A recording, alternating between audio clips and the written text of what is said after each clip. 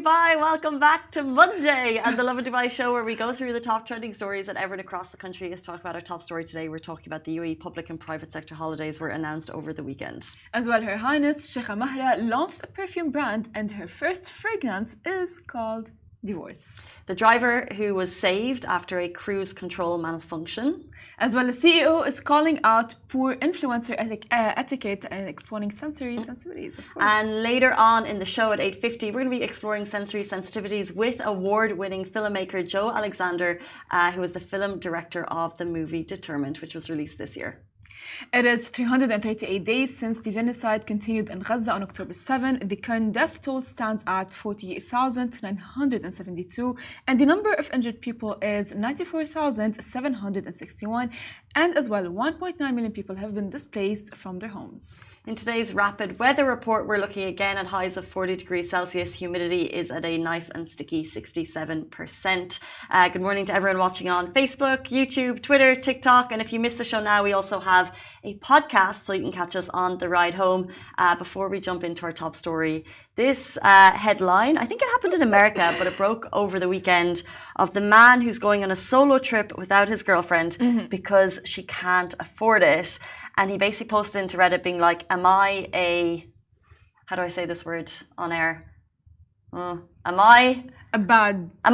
person? Am I a bad person because I want to go on this holiday? I've been saving up to it for a long time. I'm coming to my 40s. It's a bucket list trip. But my girlfriend of 3 months can't afford it. Now I've offered to pay for her flights and her hotel. But I can't pay for anything else. So basically she can't come. So I'm going to go.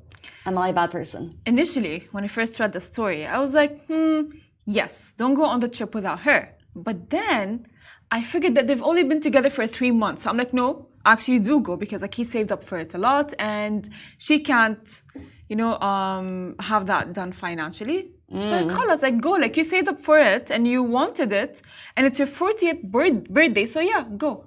One of the comments is like, oh my gosh, it's from a woman. It's the first comment. Oh my gosh, I would tell him where to go because she's angry. The comment is basically agreeing with this woman in the situation that like he should be taking her. And I sit where you sit in that like, it's 3 months in. Only 3 months. Why is it even a conversation? Exactly. It's only 3 months in. It's only 3 months in.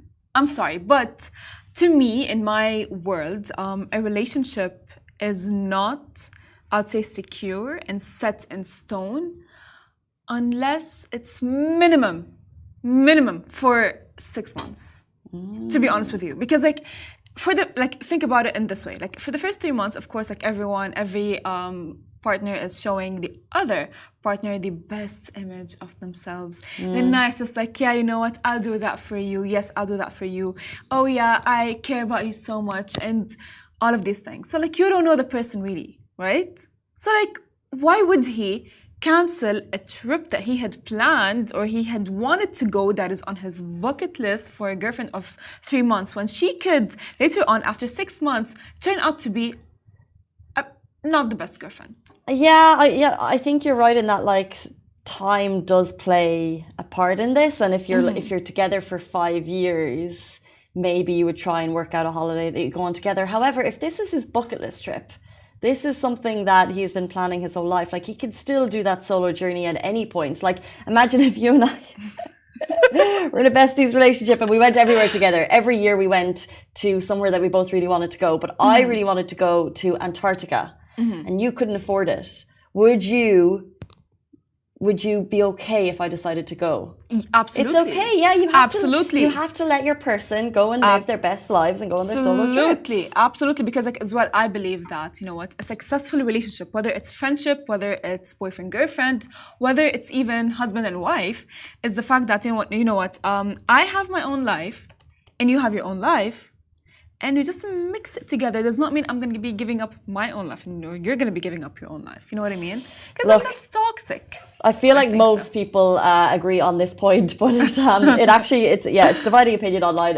If you want to check it out, Something that is also dividing opinion. We're going to jump into our top story of the day. UAE public and private sector holiday have been announced. So the UAE announced a public holiday to mark Prophet Muhammad's birthday, peace be upon him. The Federal Authority for Government Human Resources issued a circular to the ministries and federal entities regarding the Prophet's birthday holiday in the federal and also the private government. And based on the Cabinet's decision regarding the approved official holiday agenda for the government and as well the private sectors for the year 2024, the Prophet's birthday holiday will be on Sunday, which was yesterday, sadly. Sunday 15th. Yes. But all is not lost. Well, also for some people working on Sundays, they'll get the holiday. But all is not lost because looking ahead, we do have a 4-day holiday in December as the UAE will mark its 53rd National Day on December 2, a weekend to celebrate the beginning of the Emirates unification, which happened in 1971. How exciting! Pretty sure it's going to be a 4-day weekend. Don't hold me to it. But okay, so we're not getting, I think there was like a question hanging over heads because I think a while ago there was a question over whether if a holiday fell on a weekend, maybe it would be moved to a Thursday or a Friday, a Monday or a Friday situation. So there's a small question for those who are extremely optimistic, glass half full type people saying, could it be Monday? That was the Lulumi. That was also me. But it said in calendar for ages, it was always September, Sunday 15th. I mean... And then out of nowhere, we were like, maybe. I actually, you know what? Funny thing is that I actually thought it would be a Monday. And then I saw yesterday on my Instagram, via our Instagram page, it's Sunday. I'm like, I'm out of Instagram. Yeah. Delete Lovin Dubai for this news. I'm out of Instagram. Cancel. Let's jump into our next story. This is probably something that also popped up on your feeds yesterday. While drivers saved after cruise control malfunction, which is very scary. So a heart-pounding incident occurred in Sheikh Mohammed bin Zayed Road when a driver found themselves unable to stop their vehicle after the car's cruise control malfunctioned. Now, the quick thinking of both the driver and Dubai's highly efficient traffic patrols averted a potentially dangerous situation on the busy road heading towards Abu Dhabi. So it all began when the driver, in sheer panic, could you imagine, dialed 999 to report that their car's cruise control was stuck and they couldn't bring the vehicle to a halt. Within a few short minutes, patrol officers were dispatched. They spotted the speeding car shortly after it passed the Expo Bridge. Dubai police as well secured the area, activated warning signs to alert other drivers because you know what, it is a very scary situation, and they as well approached the distressed driver with calm reassurance. With impeccable coordination, one patrol positioned itself ahead of the malfunctioning vehicle while another secured the lane behind, working to bring the car to a safe stop. So in the aftermath of this scene, which reminds me of Sandra Bullock in Speed, Major General Al Marzoui highlighted the importance of staying calm in such situations. So if this does happen to you, and by the way, this is not the first story we've heard of this recently. I feel like it's the second or third in the last few months. If drivers experience cruise control malfunctions, the first thing to do is make sure your seatbelt is fastened. It should already be. Switch on your hazard lights and contact 999 for immediate assistance. He also shared critical steps drivers should take if faced with this kind of emergency. For example, shift the transmission to neutral and restart the engine. If that does not work, you can apply firm and constant pressure on the brakes. As well, release the handbrake gradually while maintaining a firm grip on the steering wheel. And as a last resort, alternate between neutral and drive D to regain control. Finally, he stressed that if any of these methods succeed before emergency services arrive, the driver should safely steer the vehicle off the road. This is why I don't use cruise control. Yes. That's so scary. And there's all of those things, and I'm like, I'm sure they're very effective, but I would need to practice them. We should be learning them in our driver's RTA exams before we pass it. That just freaks me out so much. It does. When I used to live in Abu Dhabi, I would, come to Dubai to visit my family over the weekend. And I remember thinking, should I have cruise control on? And my dad would be like, Farah, never do that because it's good. It's there. But you never know what happens. Yeah, you have to be fully alert. It's not just like, yeah. But people use it all the time. I know, but like the thing is like, it is scary, you know what I mean? Like it's there, it is efficient. However, you never know what happens. True, it's so interesting because as we look towards autonomous driving and driverless cars on the roads, and if I can't even trust cruise control while I'm in the car manning the vehicle myself, how will I ever be able to trust driverless vehicles on the roads? But I do know that people use it. It's because it's the second story that we've, or maybe the third that we've reported in the last couple of months. That's true. What's happening? I mean, what's happening is I don't know what's happening, but I think as well, like, we shouldn't trust cruise control. You know what I mean? I mean, I am like, because when it happens, it's very easy to be like, yeah, you know what? Don't panic. But I'm sorry, I'm going to panic. I will panic. I mean, when I'm driving, I mean, I'm not the best driver. Admitting it. No. Me neither. Yeah. It's fine. I mean, I have a learner sticker I need to put back on the car because I want people to know that I'm not top grade, and I'm okay with that. Oh my God. But you should be. But people should know, because it's like if you're on always like if you're on a ski slope, right, and you've got experts and beginners, it would be helpful to know who are the experts and who are the beginners and who are the intermediates. And how do you judge that? How great would that be if there was because then you would take care around the. I mean, I do agree, but the thing is, like, I had the new driver sticker even after getting my license and so on for so long. For so long, and I would refuse, like, actually genuinely refuse to remove it because I loved the security of, like, people just, like, moving for me. Me too. And literally the same. Just giving me the space and so on. And then, however, it turns out that you get fined if you keep it on for so long. Oh. Literally. And I'm like, oh my God, okay, what do I do? I did not know that. However, I have a sticker for you. There's like a sticker that says, oh, I'm going to cry. Just please give me some space. I did not know there was a fine for having your sticker on for too long. Yes. What's the minimum amount of time you're meant to have it on? 3 months after getting your license, and it should stay there for 3 months, and then you should remove it, because then apparently you shouldn't. Because, like, you know what I would do because, like, I was so scared of driving and the road generally. After the sticker, like, would get ruined, I would print it and stick it on my car, and I'd be like, yay, I am smart girl. I'm a smart girl. Smart girly. That's so interesting. Yeah, this is not a scientific research, but I definitely got less beeps on the road when I had that sticker. More in how Farah and Casey cannot drive later on in the show. But next up, this story broke over the weekend and it got a lot of eyeballs. I agree. Her Highness Sheikha Mahra launched a perfume brand, and her first fragrance is called Divorce. So the daughter of the ruler of Dubai, His Highness Sheikh Mohammed bin Rashid Al Maktoum, Sheikha Mahra bin Mohammed bin Rashid Al Maktoum, took to Instagram to make an announcement. And Her Highness Sheikha Mahra is launching her very own perfume brand called Mahra M1. And it does not end there, so she shared a video of the perfume. I wish I could smell it. I'm so interested to know what this smells like. And it highlights a perfume bottle, but people instantly spotted the words engraved on it, and it says divorce. Well, the video garnered heaps of love and support and thousands of comments supporting her. In fact, Her Highness Sheikha Mahra has been sharing the love back by liking, double tapping. Has she? She is, which is very nice. You know what I mean? Like, it's like a sense of, like, reassurance. So this is very sweet of her to even acknowledge the comments and the love that she is getting from people. I love that she's in the comments on it.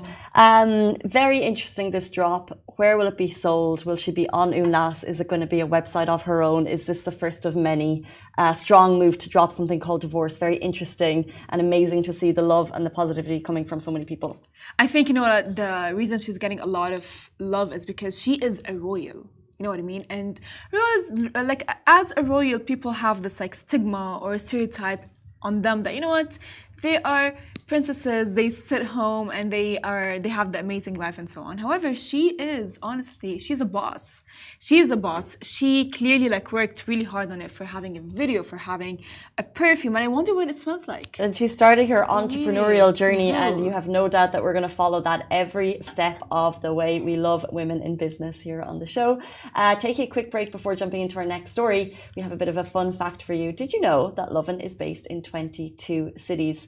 We have an amazing team of local journalists around the region bringing you the best positive stories and bite-sized local news.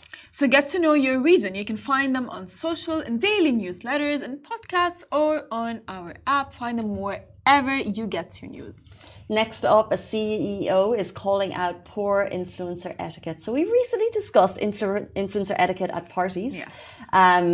Sometimes there's like pushing and shoving and such, and sometimes it's perfectly fine. Well, what about behind the scenes? So a PR founder is calling out shady influencer behavior. Well, Natasha Hatherall, CEO and founder of Tishtash Communications, jumped on Instagram to highlight some bad influencer behavior. She said, in terms of agency/influencer etiquette, ringing our office, having a hissy fit with my office manager because you were not invited to our event. So the influencer then continued to the manager on the phone saying her profile is so much better than those who did attend. Tash says this is not the way to build a relationship with a PR agency and not a way to get yourself invited in the future. So basically there is a bit of a ruckus in that this person, and we don't have her side of the story, but according to Tash, this person was so angry, she rings the agency and she gives out, and it's kind of a bit, it's an unprofessional exchange. And I just think it's interesting because so many people want to make a business out of their profiles. An influencer is a job now. However, it's not regulated. And there's no like, you know, when we go to an office, we start in levels. So it's like junior exec, senior exec, manager, Yeah. and you learn. And every step you go, you're learning, and you're learning how to work with people around you.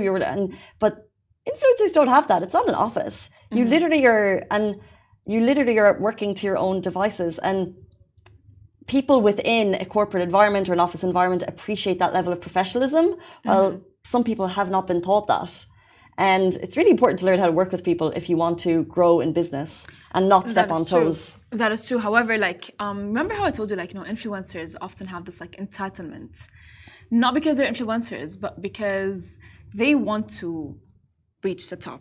And the influencer market is a very competitive market, right? It's like there's always a new influencer coming up. And there's always a competition. And if you're not the best, if you're not invited to all of these events, if you're not getting all of the free stuff and all of these things, then someone else is and someone else will. You know what I mean? And so I do understand like both sides. However, an etiquette needs to be learned by influencers, because they will always be like, oh yeah, you know what, if I'm not going to go after what I want, if I'm not going to be ringing the doors, ringing the bells, and working really hard to get to the events that I want to get to so I can get more fame and more recognition, they think in their minds that they will actually lose. However, I think it should be like regulated, since it's a job right now. Yeah, we certainly don't mean all influencers, you know. Of course, 100%. There's obviously a really hardworking community there, but I guess like with all, maybe some bad eggs. I mean, put a negative, make it sound negative for the rest of the industry, because obviously there's many who would never dare to have that type of conversation with someone. But yeah, I agree. Like it's just, I think never burn a bridge. 100%. You know what I mean? I agree with you 100%. However, you know, like if you want to think about it, like imagine like this is your job, and your job is to be the top, have a lot of deals with brands, and go to a lot of events so you can meet people, connect with people, and you don't get invited to an event. You know, that would but would you call? Would you? So, for example, would you call your? I don't know, it's not a manager because they're not a direct employer, but could be an employer on many levels. Like if you're upset with something in the workplace, do you call and start shouting at your manager? Of course not. No, because that doesn't get you anywhere in life. Of course, yeah, 100%. So like, just never burn a bridge. It's like don't what's that phrase? Don't bite the hand that feeds you. Because although it's not a direct employer, it potentially is. That's true, 100%. Anyway, there's two sides to every story, and we always try and remember that as we hear these types of conversations. However, many sides to the next story. It's 8:48. We're super excited to explore sensory sensitivities with award-winning filmmaker Joe Alexander. He's going to be with us after this very short break. We're going to be discussing Determined.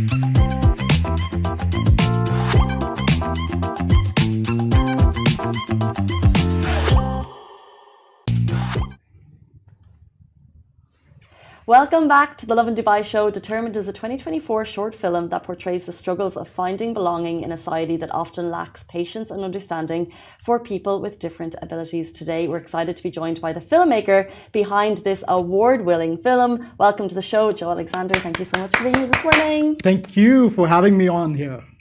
Thank you for being here. We watched the trailer. It's amazing. But before we jump into Determined, just like if you tell us about your career in filmmaking, how did it start, and so on.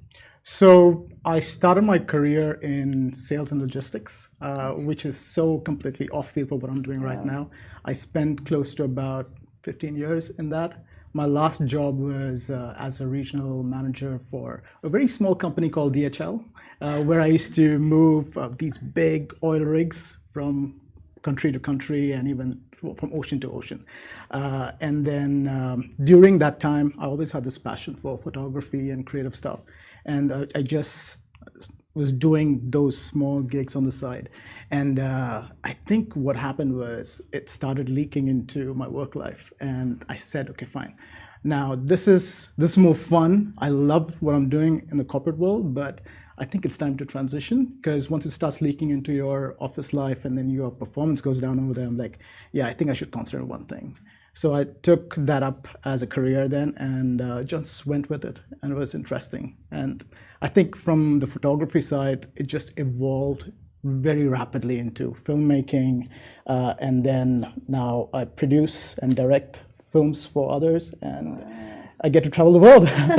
That is truly amazing that you shifted from one industry to another after 15 years. Tell us, there's so much. Tell us about the evolution of filmmaking. How did that start? If you were kind of into photography, how did the evolution kind of continue? So I was in photography, and suddenly I was on a job, and somebody said, "Hey, can you pick up this camera and hit record and just make sure it's in frame, everything in frame." I'm like, yeah, I think I can. I don't want to, but I can. And I just did it. And I said, hey, this is not as different as photography, because photography is one frame and filmmaking is 25 to 60 or 120 frames. So just making sure your frames are right, I think that just helps.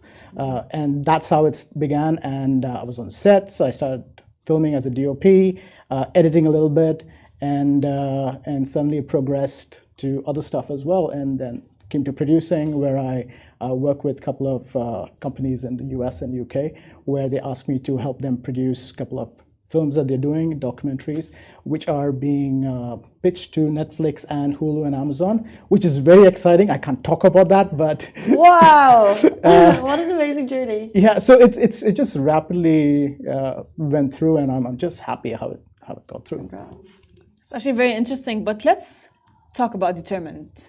So what inspired you to actually create Determined? So Determined was actually, the backstory is we entered a competition with Paramount Hotels, and we had, I think, a couple of days to come up with a script. So I sat down with a couple of friends, and I'm like, hey, I need to make something that is really passionate. And they're like, okay, what can we go about? And the whole UAE's messaging towards people of determination was really inspiring to us. And because I work a lot with corporate sector and we do a lot of DEI, which is diversity, equity, and inclusion, I think that messaging was perfect for this. So we came up with a script, and I gave Rose, who is one of our writers, she full access, like, okay, go crazy, let's see what you guys come up with. She came out with a script. I read it. I'm like, man, I see myself in all of these characters, and that's like, let's do it. Let's go ahead. Let's do it, and we did this. And the whole hope was that we do it in a way that it's not for winning an award, just to get the whole message of inclusion and how people of diversity are being treated around the world. And I think that came across very well. So tell us about the script without giving too much away. Tell us about the script, and then also how do you relate to each character? Okay, so the script was mainly about Victor, this guy, and he's a neurodivergent. He's got ADHD and misophonia. And these are, so misophonia is basically, you get shocked when you hear certain sounds, certain noises, And so it was a very interesting concept, and we want to just portray that message further. So Victor is a main character, and because it's his first day at this prominent hotel and he's just going through life, it is about following him and how people treat him because he's different, and just going through the whole motion of the day. And in that journey, he finds hope. Not only does he find hope, he gives hope by the end of it. And technically, it was classified as a musical by Paramount, and we didn't want it to be that because there's a song, there's a 1-minute song inside, and it comes out very well. And how do you relate to the characters? So I have ADHD, and I think most creative people have ADHD for some reason and are neurodivergent, and I'm on borderline spectrum of that. I can't remember things sometimes, so I have to write things down a lot, especially when I'm in meetings and I'm speaking to people, just to be on point, like right now. So it helped me on that. The other character is, we have a girl in it who's played by Aisha. Her character name is Andy, and she is kind of paraplegic. She's on crutches and on a wheelchair. And we have Darsh, who is the supervisor for Victor, and we have Andy's father, who is Xander. So each of the characters plays a different role. So Victor is neurodivergent. Darsh is this everyday, normal kind of character, and who just tries to be himself, but at the same time, sometimes comes across rude in the way he's interacting with Victor. And then he's like, okay, I need to check what I'm doing right now and just relax and just be nice with Victor as well. So it's like a normal everyday character. And then you've got Xander, who is this overprotective dad, and he loves his daughter, and that overprotective love turns out a little bit crazy sometimes. You know how you can be with children.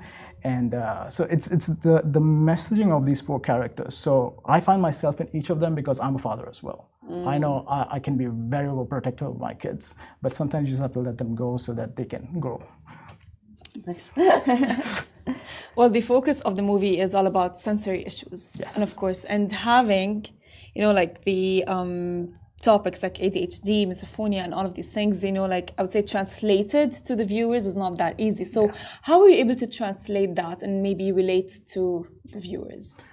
So as a filmmaker, I love using sounds and how they come off across in the scenes, and I think as a tip to any filmmaker out there, it's great practice when you actually start doing that.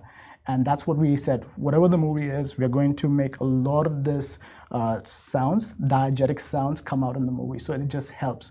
So we partnered up with Josh Das, who did the score of the movie, the musical of this movie, the sound effects. And I told him, hey, this is what my idea is. I just want to have a lot of diegetic sounds, a lot of things.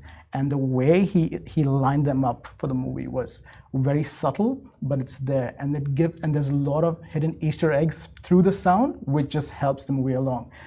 Like even the trailer, so it starts off with these different sounds, and not many people can hear those sounds. Like I think it's 8,000 hertz is a normal parameter of sound that normal people can hear.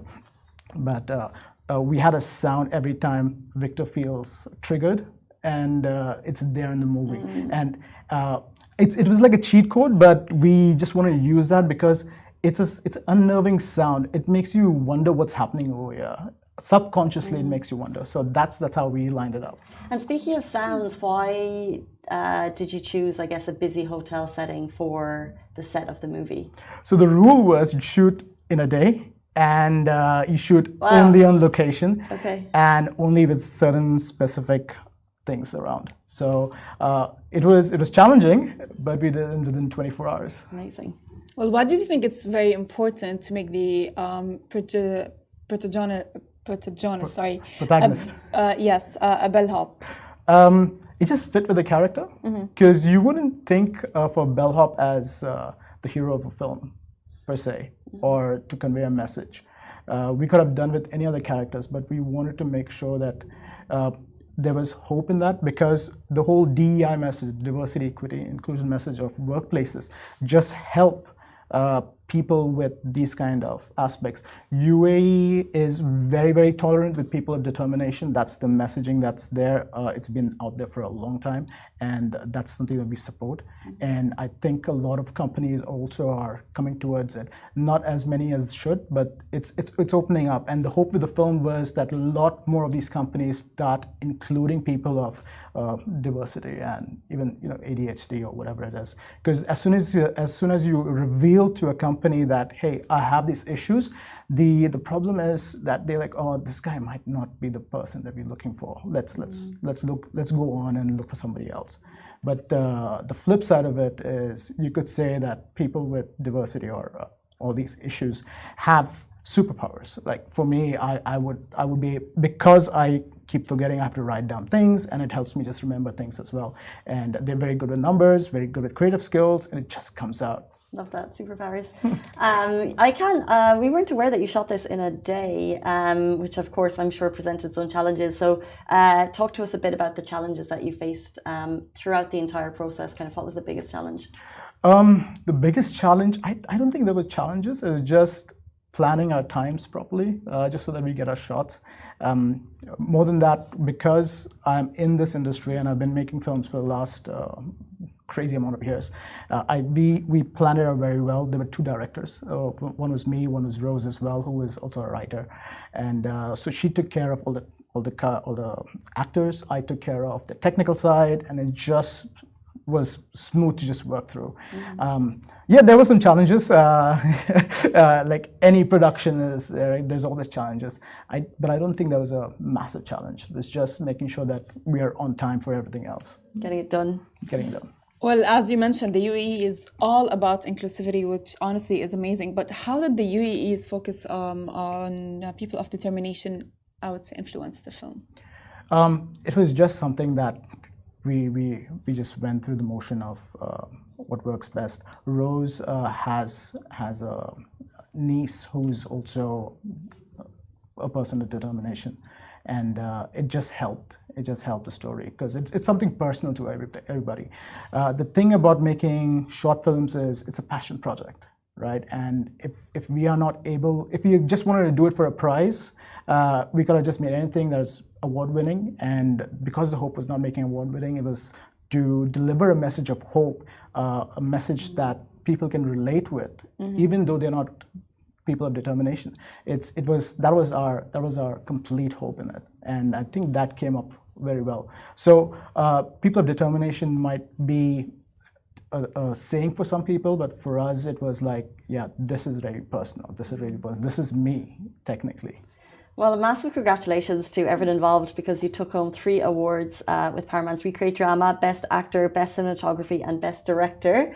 But you teased something at the beginning of this interview that you've also got other projects that are kind of going towards Hulu and Netflix. Tease a bit more. How amazing. And are they shot here? Shot internationally? Internationally. So like I said, I work with these companies, and what I do as a line producer is I go to different countries and produce these films and documentaries with them. Really interesting projects, but because of the NDAs and stuff, I can't. Let's just do like if we're talking movies, so we can do like, so is it like documentary, movie, or series? No series, but yes to both of the other first two. Documentary and movie. Yes. Short movie or long movie? Long movies. Oh. So it's multiple projects over multiple countries and still ongoing. So lots of short documentaries. I think we're covering about 5, 6 very pretty important people, and the movie, which is very interesting, which is already on pitch, and so. It's interesting. That's all I can say about it. I'm so sorry. Well, what genre? It's mystery. Oh, so exciting. Massive congratulations to you. We always say on the show that it's an opportunity to meet people in Dubai who've done incredible things. 15 years working in the, what would we say DHL is? Supply chain and logistics. And then following your dream, and now film director. So amazing. And congratulations to everyone on the set of Determined. How can we watch it? Now we are, because it's going towards the film festival route, we're not allowed to put it on YouTube or anything else. That's the first place I want to put it up. But what we're doing is we're trying to screen it. We are looking, so as a filmmaker in Dubai, screening films is one of the most hardest things. Like the cheapest place that we could find was very much out of the budget, and we only wanted to be a screening for our crew and very close people. It was very out of budget. So we did partner up with a couple of places that are allowing us to do it. We are in talks with somebody. I don't know if I'm allowed to say this. Go on. But we are in talks with a couple of people as well, so that the whole message of diversity, equity, and inclusion comes across. And what our hope was to work with companies who already support the message and maybe use that as an avenue to pitch them moving forward as well. Okay. So that's there. We have so a particular airline has picked it up as well, and they have accepted it to be on their November intake to be shown on their airlines as well. So that was a big win, because, like I said, short films are just passion projects. You don't monetize it, and an airline's coming up to us and saying, "Hey, that seems like an interesting topic. We want to have this for everybody to watch," was very interesting for us. And like, yeah, let's do it. How much money is involved? Not much. I'm like, I'll take it. Amazing. Well, creating these conversations is so important, and that's what this movie does. We cannot wait to watch it. And thank you so much for coming in to share the story this morning. Appreciate it. Thank you very much, Farah. Thank you, Casey. And that brings us to the end of our show today. We're back with you tomorrow morning, same time, same place. Bye-bye.